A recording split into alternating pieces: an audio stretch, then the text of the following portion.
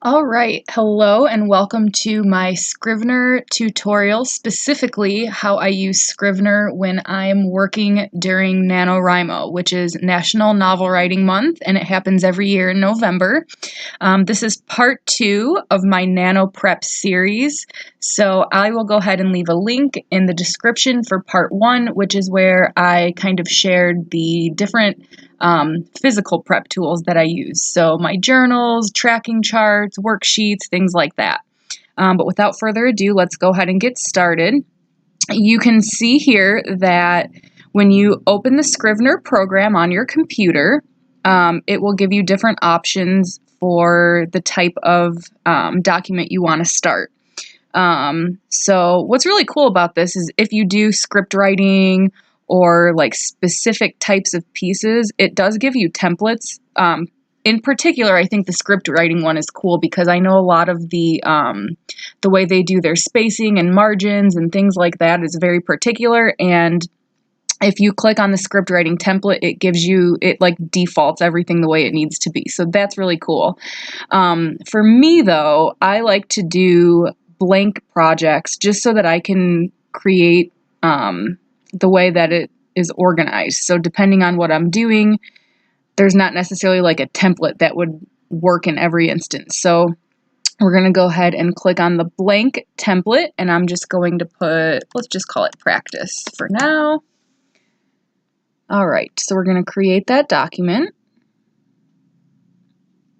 All right, and you can see here that we're in our draft. So basically what Scrivener does for you is on your left hand side you'll see there's your binder tabs, and essentially so there's three main pieces. There's your draft, there's your research, and there's of course your trash. So anything that goes into like a recycling bin as it were.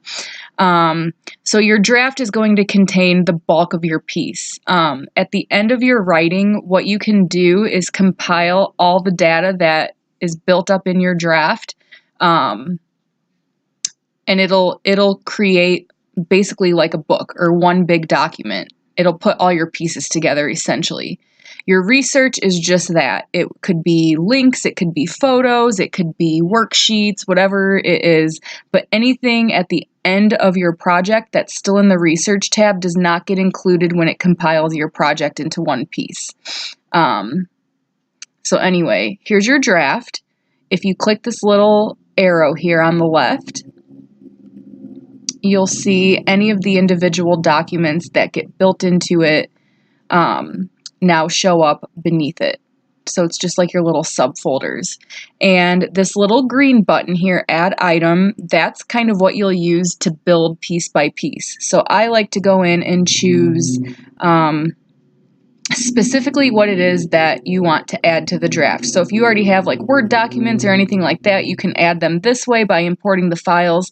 For me, I like to create, let's just number them, different folders. So we're going to go in, we're going to do 2, we're going to do 3, let's just say, let's just do like 5 of them. I guess I don't even need to do 5, but while we're here. So this can be whatever you want. It could be categorized. It could be that each folder is a different chapter. It could be that each folder is like a different character, a different scene. I've even seen people compile, short story collections. So like each folder then would be like a different story, or maybe if you're combining things from multiple authors, like maybe each author has a different folder and then all their pieces are within it. So we're going to take this little document untitled. Also I'll point out, obviously if it's a folder, you can tell because it looks like a folder, and if it's just like a white sheet like this, it's obviously like just one individual document. So we're going to take this untitled document and we're just going to we're going to click on it and hold on to it, and you can see when each of these folders is highlighted, that means that that document, untitled, is going to go into that folder. If I hover between folders, basically all it's going to do is just change the order of how everything is, and it'll move it'll move the untitled document in between folders, but I want it to actually go into a folder, so we're going to put it into folder number 1. And now if we go back to our draft tab, you can see that I have all 5 of our folders here. And then I don't know if you can see this very well on camera, but as you add documents into each folder, the little index card becomes like a stack, so you can kind of see it builds on itself. So let's go ahead and add a few new documents. New text, rather. New text is what a document is. So we're going to say test doc 2, since I already had an untitled. We'll do, and I think once you start, like once you choose a text or a folder, if you just hit the plus button, it'll default, but I'm anal, and I like to make sure I'm doing the right thing. 3, okay, so we're going to move test doc 2 into folder 1, because I'm just curious, and test doc 3 into folder 2. I'm trying to remember, okay, so not really. I didn't remember if like the stacks got larger as you added more pieces to them. I don't think they do. I think it just looks flat when you have nothing inside of it, and then once you start to add documents, it makes itself look like a stack. So I don't think it matters how much you have in everything. Then what's really nice is once you start building into your draft, you can change the order of things. So like when I show you mine, I'll show you one of my folders is a number, it's like different scenes in my book. And what I love is if I'm writing and I decide that one scene needs to get moved or something needs to get pulled out, you can change the order around of something. So let's say this is a scene. So let's say this is scene number 4. And I decide after I write it that rather than going towards the end of the novel, it fits more towards the beginning. You can move this, and you don't want it hovered directly over a folder because it'll put it inside of it. But if you can hover to the point where it's like between documents, now if you look back at your draft, the 4th scene is after the first one. And you can also do that here on this corkboard view. So let's say scene 3 needs to get moved over. Now scene 3 is in front of scene 2, and so on. The other thing I want to show you, up at the top here in the center, you have these 3 different tabs. So it just depends on how you want to look at it. So if you look, the first one, when you hover over it, it says view the group's subdocuments as scrivening. So it basically is a composite of all your text documents. So it will compile everything into one big piece so that you can read it as like a consecutive document. So typically, once you're finished drafting everything, you can kind of read through it as if it were a book or one piece. And obviously all my documents are blank, so these little boxes look blank, but each one of these represents a file, and as you fill them out, you'll see what the actual text is inside of the lines. Then you have this view in the center, which is like your corkboard view. I personally like this one the best because it's just, to me, easier to work with something that's visual like this.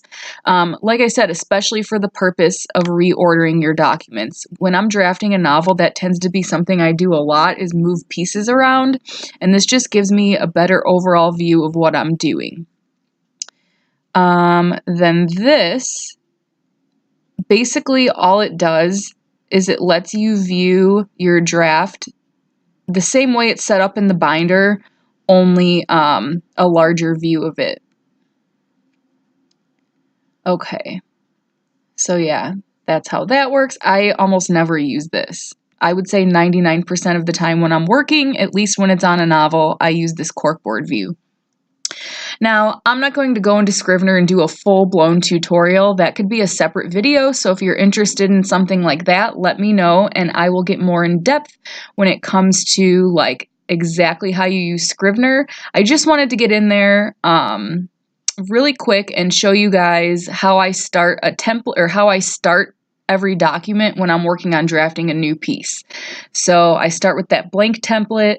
I go in, I add folders to my draft, and then I really just start working. So what I'm going to show you guys next is my second draft template that I have started for NaNoWriMo 2018. So let's go ahead and get into that. All right, so here we are. This is my second draft project in Scrivener. Obviously, it's much meatier than just that little template we played with a second ago. So you can see here, this is basically how I have everything organized. These are all different folders, and I actually changed the icons. I believe if you right-click, you guys can't see the drop-down menus, unfortunately, but if you right-click on your folder, there is a little button that says Change Icon, and then it gives you a list of all these different icons that you can use. So if you want things to just look fun and different, like I did, you can do that, and as you see fit. So the folders that I created for myself are characters. What else does this say? Oh, and character updates. Any of my edits. So this is basically scenes that I pulled from my first draft into the second. It's things that I want to keep, but they do need some tweaks. I have new scenes. So these aren't written yet. Let me get in here real quick. Yeah, none of these are written yet. I believe I just have notes. So I'll show you guys this really quick. So you see I have 3 new scenes. I have one where the main character talks about his aunt. I have one where I want to talk about the main character's PTSD. And then I want one where the main character is talking about his best friend, Tara. So if you notice, I'll go to this one first. So Ben on Tara. This little box to the left of the script here, it's a little blank box, and what that means is that the document attached to this doesn't have anything in it yet. So if you double click on that document, it'll take you in here, and you can see I haven't written anything yet. It's just a scene that I know I want to add to the second draft. Then, or at least like, maybe it's not a whole scene, but maybe it's just like a paragraph of writing. But that's definitely something that I need to work into the second draft. Now, if I've already taken notes on something, or there's anything in that document so far whatsoever, rather than being a blank box, you'll see that the little box gets filled in almost with like what looks like text. So if you click on this, these are just the small amount of notes that I have regarding Ben's PTSD. So yeah, this will give you like a bird's eye view of whether or not you've written on a certain topic if you just look at the little box. And like I just showed you, you can click on the box itself to get into that particular document without having to physically click on it in your binder bar. So just 2 different ways of doing the thing. If we go back, you'll see I also have a chronological listing of the story, and I'll show you that. I'm sorry, my Instagram's going crazy right now. If we click on this chronological, basically what I did here is I started a skeleton outline. So I have the outline itself here, but rather than going back and forth and looking at that every single time, I made a note card for each event in my outline. So this is like roughly, this is my book, basically, in outline form. And like I said, what I really like about it is if I wanted to, I could rearrange the order of scenes. And I can kind of look at the story as a whole on these index cards to see if it flows the way that I want it to. Also, you'll see on here, some of these index cards are filled up. So if you physically click on one, the cursor pops up and you can type whatever you want about that particular scene. So I just use this when I want like quick, easy info to reference. So like, for example, my opening scene, I actually have this written somewhere else, but these are any specific notes like regarding changes so that before I start redrafting, I know what I want to focus on. But this on the front of the index card basically just outlines the chapter itself. So Tara and Ben go to an art show, they meet AJ Berry, you find out like a big piece of info about Ben's aunt. I probably just gave a spoiler, but let's be real, no one's going to read this book anyway, most likely. We'll see. Anyway, we'll go back to the draft. So yeah, chronological is like, in theory, where my whole book's going to end up. My character notes will be pulled into the research. My edits will probably go into the chronological somewhere. Same thing with the new scenes. I also have a folder for journals and notes. So if we click on that, that'll get you into your journals and notes. And like I just showed you, you can either double click on the index card to get, you can either double click on the index card. What am I doing? How did I do that? Oh, you have to click on the little icon. Duh. So just like the ones that have documents, if you click on your icon all the way to the upper left, that will get you into that folder. Or you can click on the very left in your binder and you can get to it that way. But regardless, you can get there a couple different ways. So these are any journals I've already written as part of my prep. I have a journal entry here, a journal here, a journal entry here, and then, like I said, any little like sticky notes basically. So titles of things, there's a couple of like poems that will be put in, and like I explained in part 1 of my prep video, there's a bunch of art elements. So like if I need to name a piece of art, if I need to name a zine, anything like that, I have a list going. I also don't have a title for this book yet, so this is just like my soundboard for any titles that I happen to come up with. One of the characters, or two of the characters rather, have a comic, so I went ahead and started taking some notes about what I want that to look like, where I'm going to get inspiration, different things like that. So yeah, this is basically just like, this is what I'll use during the month of October. Probably a lot is, this folder where I'm putting in journal entries, notes, ideas, things like that. Light bulb moments are any huge changes that have happened, anything that I like do not want to forget. So far, I only have one light bulb moment so far, and what it was an entire synopsis rewrite. So I think I explained this in my first prep video as well, but a huge part of the plot in this story has changed. So this was just when I was like drafting out the changes that I wanted to occur. What else? Nano Prep 2018. This is just a worksheet that I copy and pasted. To be honest with you guys, I don't know if I'm going to keep this folder. I may just move anything that was in the Nano Prep folder into my journals and notes. But that's another topic. So yeah, I have a folder for that. And then what I really wanted to show you is NaNoWriMo 2018. So I have already gone ahead and set up a template with 30 individual documents, or a folder, I should say, with 30 individual documents. So once November starts, on November 1st, I'll go in and I will write my words for the day. And you can see at the bottom of your Scrivener tab, it gives you a word count and a character count. So today is day 1 of NaNoWriMo. So now you can see it keeps track. I have 6 words written, 28 characters. So this is really nice because your word count is there as you work. I really, really like that feature in Scrivener.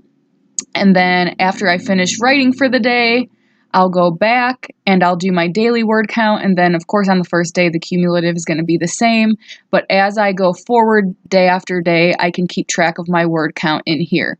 Now, like I mentioned again in my previous video, the NaNoWriMo website, nanowrimo.org, they have their own word count set up online for you that you manually put your numbers in and it keeps count of your cumulative total. But because I am anal, I like to have it in Scrivener. I like to have it on the NaNoWriMo official website. And I also keep track of this in my NaNoWriMo journal that I showed you guys in the last video. And then in my journal, what I'll do is I'll handwrite what I wrote about that particular day, and then any like thoughts I have about it. So this is just nice because this kind of gives me the freedom to not worry so much about sticking to chronological order when I'm in the middle of writing. Last year during NaNoWriMo, I more or less wrote the story from beginning to end, but there were a good chunk of days in the middle where I was more inspired to maybe write about a particular scene and not worried so much about the order. Not only that, during the first draft of my book, I wasn't sure what I wanted to have happen at what time. Like, I didn't even know what order things were going to go in. So just to keep myself in a good flow of working, I found it more beneficial for me to just write day 1, day 2, day 3, day 4, and then after NaNoWriMo's over, I'll go into my chronological outline, and then I will pull the scenes from my NaNoWriMo 2018 folder into the corresponding chronological folder. Excuse me. So let's say on day 1, I write about Maddie's party. I would go into the document, select all the text, copy it, and then paste it into this card for Maddie's party. So yeah, that's just how I do it. You can definitely, like, if your outline has 30 individual pieces, you could kind of go through, I guess, and pick that way how you want to write. But like I said, for me, this is just what I find to be the easiest, is setting it up day by day. That way I'm not pressured to write about anything in particular on any given day. Last year during NaNoWriMo, there were even points where, like, maybe on day 17 and day 23, I wrote the same scene just 2 different ways. And I would put at the end, I did that a couple times where I wrote scenes over again. I would put them both in the corresponding chronological folder. I would just obviously keep them separate inside of there. So say there was one scene here, then I would just do like all asterisks to separate it, and then I would do the second draft of it. Then when I was like reading the book all together, I was able to see which of the 2 versions flowed best with the novel. So that's how I did that. The last tab I have here is free writes. I guess this, again, could go into journals and notes. But sometimes my free writes are a little more stream of consciousness than like a journal would be. So I don't know. I'll probably leave this here for the time being, but like I said, this prep folder probably doesn't need to be there. So I will be playing with this throughout the month of October, deciding maybe where to cut the fat in my folders, definitely adding some things as I work. There's that calendar I showed you guys in the first video for Nano Prep where I just lost my train of thought 1000%. Is that not terrible? It was probably not important. Anyways, let's move on to the research tab. So here's our research. This is, let me pull it down here. So yeah, these are all the things that I want to include links or photographs or lists of actual places. This one I'm going to get rid of. You just right click on it and move to trash. So you can see there's the folder I just got rid of. What's interesting about the trash here, unless you manually right click and empty your trash, none of this goes away, just like a recycling bin on your computer. And Scrivener does that because they know with writing, maybe things that you scrap end up being useful later on. So I don't ever empty my trash until the very end. I may bring this back, this cosmetology school folder, but for the time being, there was a main character that was in cosmetology school when I initially revamped this novel, and I've since decided that that's not the case. So yeah, we'll get rid of that for now. But these are definitely the 3 things that I want to research. My story takes place in the city of Chicago, and since I live very close to Chicago, I do know a lot already about some of these things, but I just wanted like very specific references if I could. I don't have access to it right now because I don't have that flash drive with me, but if you were to look at the Scrivener file for my first draft, a lot of my research tabs were pictures of places, maps of different parts of Chicago, different neighborhoods, CTA L train schedules and routes and things like that. Just anything that I need to like world build basically. But like I said, at the end of the day, your research tab doesn't get compiled into your final draft. So at the end, I'll probably move all of the boxes with the exception of Chronological, which will then have my copy and pasted NaNoWriMo folder or documents in there. Probably everything except for my Chronological folder will go into research so that I can see what the book looks like for real. But I think that's it. I think I've gotten through everything. I apologize for the brain fart a minute ago. I really don't remember what I was going to say, but like I said, probably not super important. So yeah, that's where I'm going to leave this. If you guys have any questions, if there's anything I left out, any information you have more commentary about, or you want to kind of know something more, let me know in the comments and I will be happy to try to answer the questions best as possible. But I think I'm going to go. Hopefully I will have this up by week 2 of October. And I should be able to. I actually got this done much quicker than I thought I would. So I will talk to you guys soon. I have some vlogs in the works and also some more to show you. I know I said I'd do it in this video, but I think it'll just be easier if I add it to a vlog. I want to show you guys the bookshelf that I created to chart my progress last year. I did find my journal from NaNoWriMo 2017. So I have that at home waiting for me. Like I said, I'm going to add it, I think, to the vlog that I'm working on right now. So if you're interested in seeing that, definitely keep an eye on my channel. Subscribe if you haven't already so you can be getting updates when I add things, and I will see you guys next time. Thanks for watching. Bye.